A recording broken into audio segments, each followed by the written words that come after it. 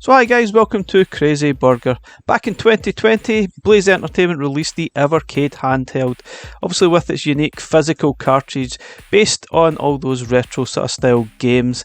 Unfortunately, this handheld had a really poor viewing angles on that screen. It was not the greatest at all. But apart from that, it was still a pretty decent handheld. They released the purple version last year in 2021, which had some slight improvements with the screen and some other small things like reinforced D-pad. It was nice, but it's still obviously lacking a little bit here and there. We obviously got the Evercade VS last year, which leads us to 2022.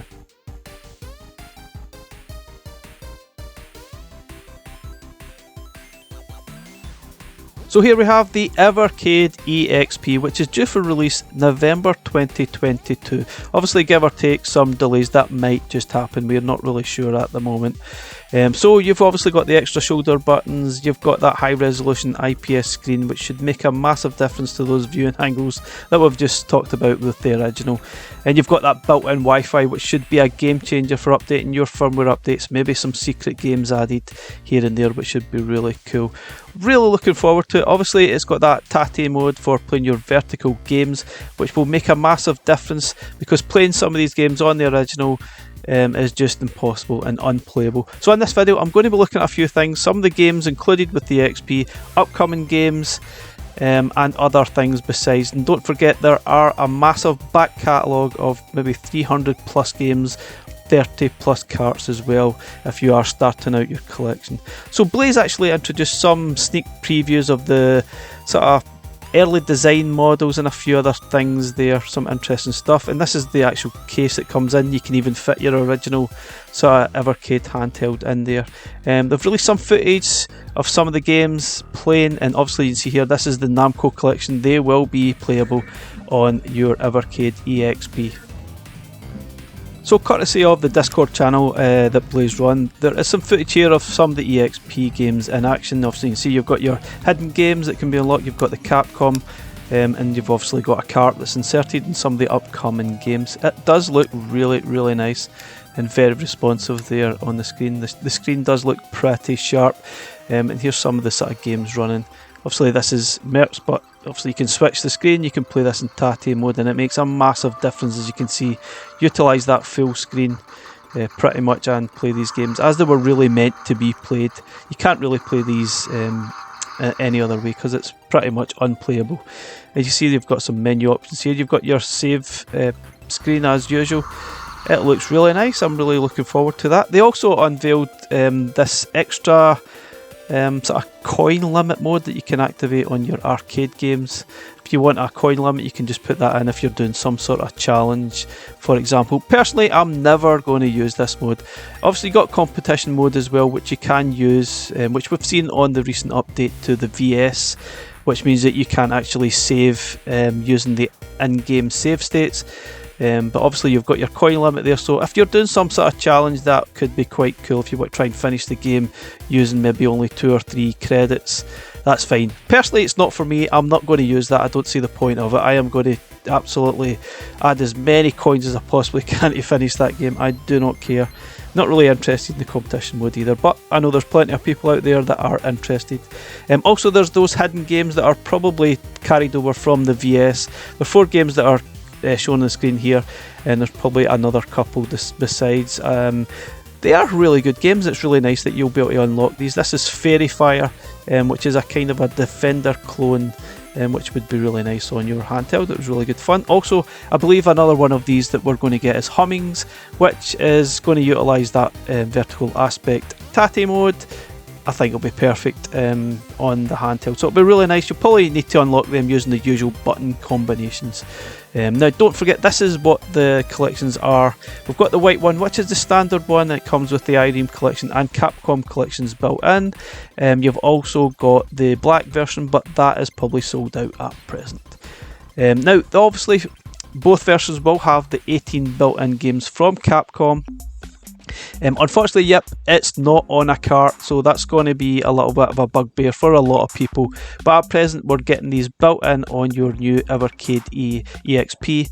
And here's some of the stats that you've got for the EXP. 45 hours running time, USB-C charging, which is obviously an improvement over the original as well. You've got mini HDMI out. You've got the Irem collection, which is included with both collections. If you're getting the black or white, you will get this cart included within the box as well, and there's a lot of games that you can run through. If you're just starting out your collection on the Evercade, there are over 30 cartridges to collect, and it's obviously a different it's obviously up to you what you would really like to see. There's something for everyone there, and everyone has their own favourites and carts they probably don't particularly enjoy, but there's a massive selection now, and there's more and more carts coming all the time. We've obviously got the upcoming C64 collection, we've got the Alba and Cathedral Dual cart coming up as well, and we've got the Tour Plan collection too. Now here's the stats for the EXP, some interesting stuff here. You might want to pause the screen if you want to look at that. It's pretty interesting, obviously a huge improvement over the original. So the Capcom collection, let's have a look at the Capcom collection and all the games that are included, and we're going to play through every single one of them, and I'll give you some brief thoughts on those.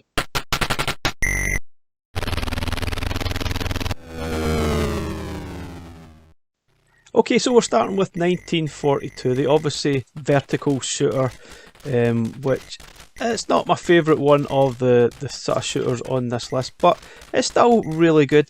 If I was thinking of any sort of vertical shooters that would be perfect for Tate mode, the Capcom 1940 series would have been the ones I would have chose, because I actually quite enjoy some of them. They're absolutely fantastic.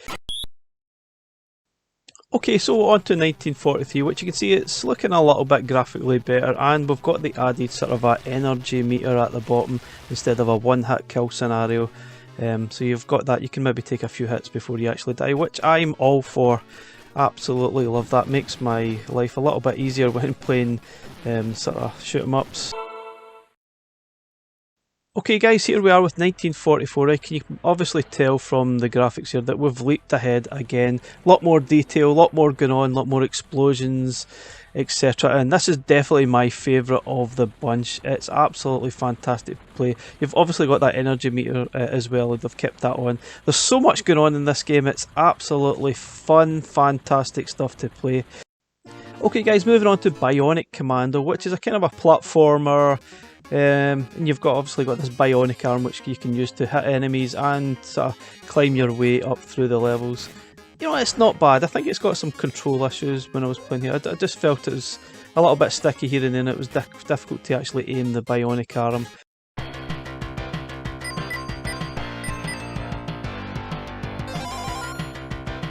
Okay, this is Captain Commando, which is obviously a side-scrolling beat-em-up. You get a choice of 4 characters at the start, which is quite nice.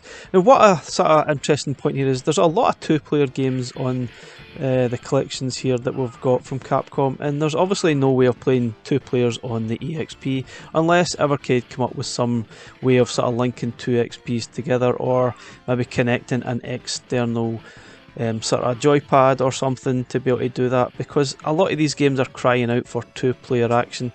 Obviously if we get them on the VS you'll be able to do that, no problem, but it's something that hopefully gets looked at, because there's a lot of great games. It'd be great to get one of your friends or family involved and play 2-player games, and there's a lot of fun to be had there. On this game itself, I really enjoy it. It's a little bit different from your standard sort of scrolling beat 'em up. You've got some bots and stuff you can sort of jump in. Really nice touch. Absolutely enjoy it. I love my beat 'em ups, and this is a really good example of it. Okay, moving on to Commando, and apologies right now, I am absolutely terrible at this game. I've never been able to make any progress on the arcade game at all. I just find it extremely hard, and frustratingly there is no option. You can continue, but you start right at the beginning again. Once you sort of lose your 3 lives, that's really it, back to the start again. You can't really continue from where you died, so a little bit of frustration for me. Obviously on Evercade we have save states, so that might actually help, or not. It is just such a brutally difficult game. Okay, we've got Final Fight. Now, I've featured this game lots of times on my channel on various devices that I've played, and there's good reason for that, because I think this is an absolutely brilliant game, and it's probably one of my it's probably right up there with my favourite beat 'em ups ever. My favourite arcade ever. I mean, I could just talk all day about this game. Played it lots. We actually had the Mega CD version at home and it was really good. Really enjoyed it. It was great playing 2-player as well. Even in the arcade it was great playing 2-player, just continually adding those 10p's to play this. It was absolutely phenomenal. I loved it. It was so good. It was pretty hard, right enough, but obviously when you've got this you can just keep adding your sort of virtual coins and just keep playing.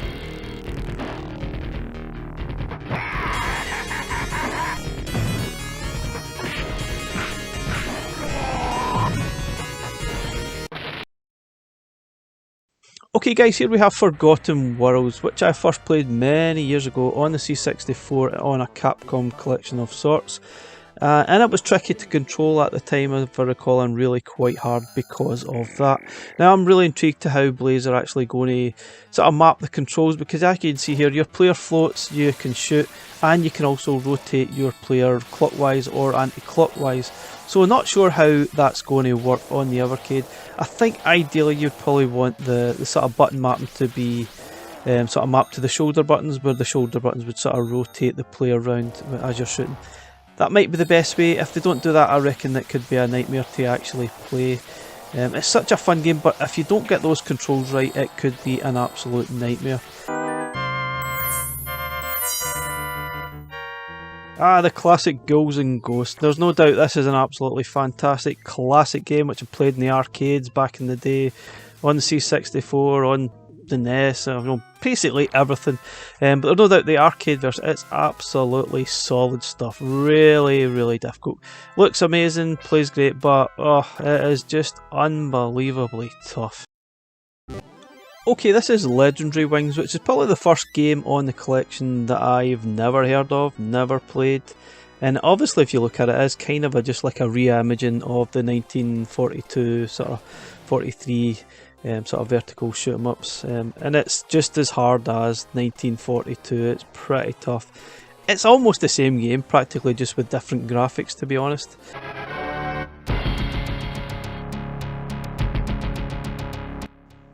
Okay, so this is Mercs, and it's kind of a little bit like Commando, but not as hard, and it's a lot more fun to play, to be honest. And I think obviously it's probably more designed to play 2-player game as well. I quite enjoyed this one. It really is quite good fun to play, and like I said, it's not as hard as the unbelievably brutal Commando. You can at least make progress through the game.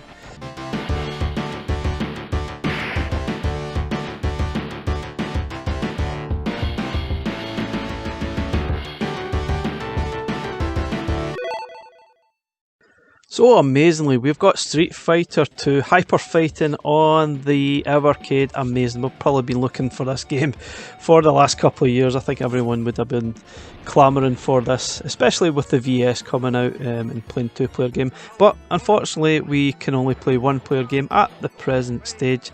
And this probably wouldn't have been my choice of Street Fighter 2 games to have, to be honest, because this version is really tough. I would have probably preferred either the original or Championship Edition. Hyper Fighting, you can see it's just a little bit faster, it's definitely more of a challenge, and I'm obviously way out of practice and need to sort of sharpen up my skills a little bit. So another classic Capcom title in Strider, which is a side-scrolling slash 'em up, which clearly must have inspired the amazing Tanzer, which we already have on the Evercade. And this is the original arcade version, which is really good but really tough. I've played this in lots of different versions and consoles over the years, and enjoy it. It's really good. It's just really challenging. You'll die plenty. It's your typical arcade game. You will die a lot and you will probably just keep inserting more coins and try and get as far as you possibly can. It's very addictive stuff. Okay guys, here we have Vulgus, which is the second game which I definitely have never heard of or played, either in the arcade or on a console variation, but it's still a pretty decent sort of vertical shooter. It's another one for the Tatty mode for sure. We're going to have loads of those games compatible with Tatty mode, which is fantastic. I guess that's what Blaze are aiming for, and this is definitely one that you will enjoy. If you love your shoot 'em ups, you'll probably enjoy it. Okay, so now we're moving on to the console games. That's all the 14 arcade games done. This is Mega Man, which is, I guessing, must be the NES version, the original Mega Man game. You can choose from different characters there, which basically gives you the different sort of stages that you can play through from the get-go. Now, I never really got into the Mega Man games. I always found them pretty hard. Never had a NES or a SNES growing up, so obviously I would have missed these back in the day. I have played them fairly recently on the Switch, I think, but they are so hard to play through. They're quite enjoyable games. It's probably this type of game I really quite like playing, but I just wished it wasn't as tough. Okay guys, here we have Mega Man 2, which is kind of a similar, I guess, to the first one. You can choose your stage here, which is great that you have access to all those different stages and a little bit of variety depending on which one you actually choose. I quite enjoyed this one a little bit more than the original, but it is still pretty difficult and quite frustrating. But I think on the Evercade it will be maybe a little bit less frustration when you've got those save states that you can access that will maybe make the game a little bit more fun to play. They are quite good games. If you grew up with this, you'll probably get a lot more out of it than I will. Never really been a huge Mega Man fan, but I'm sure they have tons of fans out there, and they must, considering how many Mega Man games there are out there. There are tons and tons of them.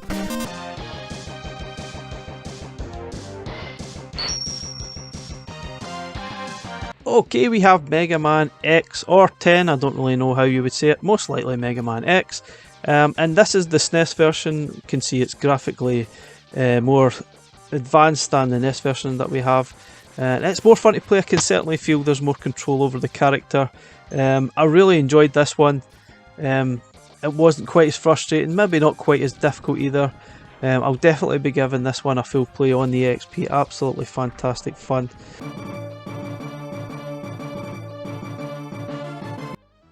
Okay, here we have Breath of Fire, last but not least, and this is a SNES title. It's clearly an RPG, which we are definitely needing more RPGs on the Evercade, and this looks like a pretty good one. Obviously it's from Squaresoft. I would expect it to be extremely high quality.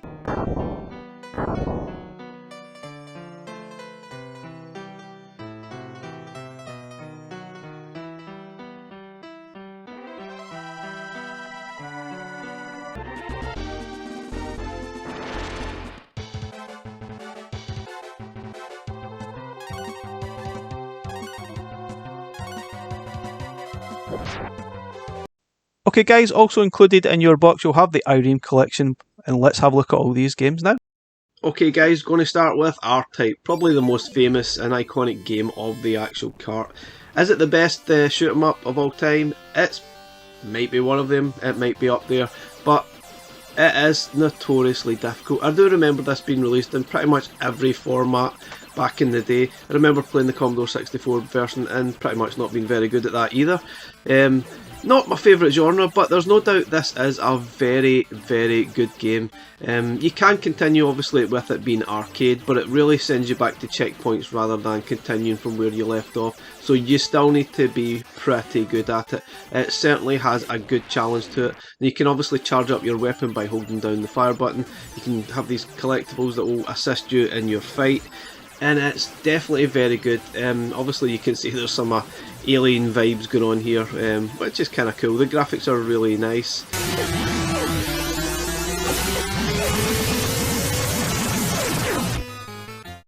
Okay, next game on the cart would be Moon Patrol, which I remember playing on the Atari 2600 back in the day, and it's a very decent game. It's very playable, it's a lot of fun.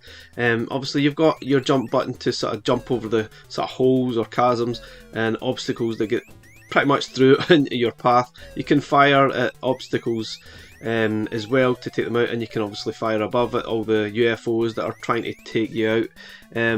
It's really good fun, it's absolutely brilliant. The first level is pretty straightforward, it's not the biggest challenge, but it gets ferociously difficult after this. Okay guys, here we go, we've got In the Hunt, which is apparently from the makers of the Metal Slug series. You can probably tell when you're actually playing it because it does have those kind of similar vibes to it.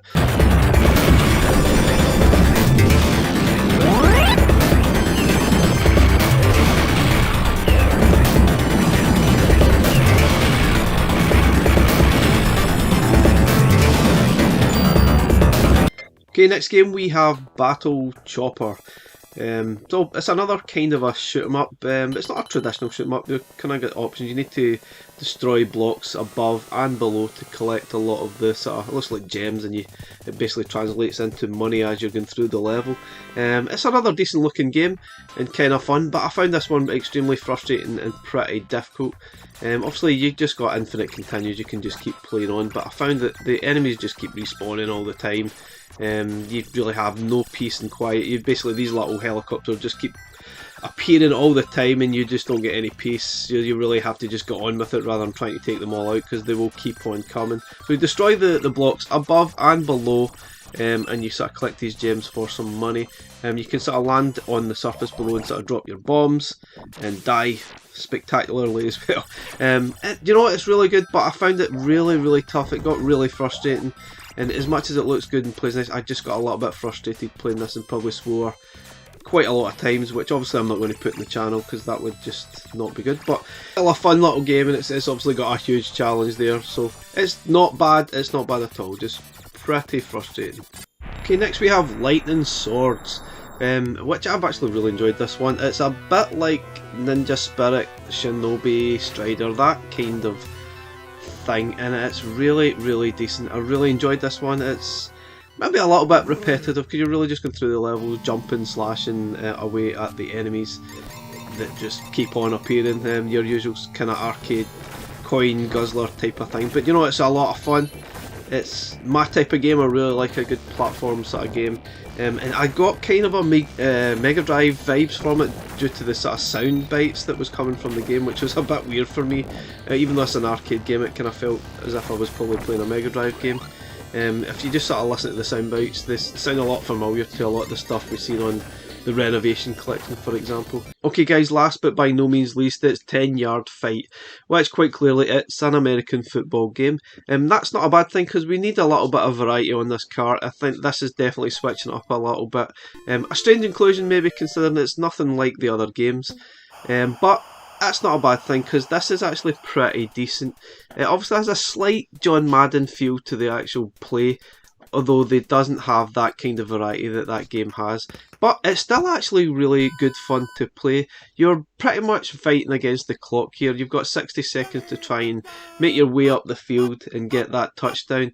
You don't have a lot of varieties in the play. You can see your sort of receiver is running away there. You have the option you can run away, throw it from left to right, or obviously chuck it to that receiver and try and make as far a field as you possibly can. And you know, it is actually good fun. I really enjoyed this game. It's just notoriously difficult again. It's an arcade game, so it is going to be tough. Okay guys, so also coming out, we've got the C64 collection, the Alwa and Cathedral collection, which are fantastic. It's a dual cart, and I can't recommend that enough. Absolutely fantastic. If you love your C64, that should be out round about the start of November, and you should be able to pick that up as well by the time you get your Evercade EXP. And don't forget the Tour Plan collection, which has that amazing Truxton, which is fantastic. And yep, you've got your Irem collection, which is coming up as well. And don't forget, there's a massive back catalogue. Have a look at it if you're starting out.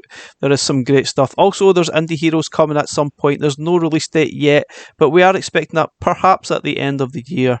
And also you've got your Capcom collections built in. It's a shame that we're not going to get a cart for this, because that would be amazing. And obviously, if you're not getting the EXP, you are going to miss out on this. So that's probably a little bit unfair, but at the present, that's just how it's going to be, unfortunately. But that's it, guys. Thanks very much for watching our video. Let me know, are you getting an Evercade EXP? Are you not? Let me know either way. I'd really like to know your thoughts on it. It's getting released at the end of November. Thank you for watching.